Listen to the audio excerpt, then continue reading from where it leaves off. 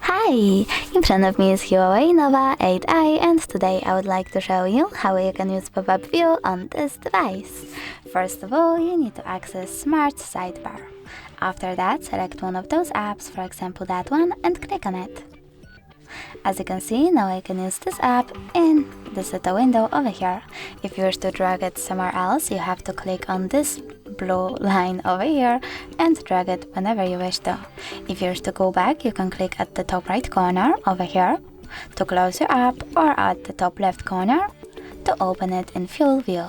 Thanks so much for watching. If you enjoyed this video, smash that like button, comment, and definitely subscribe. Bye!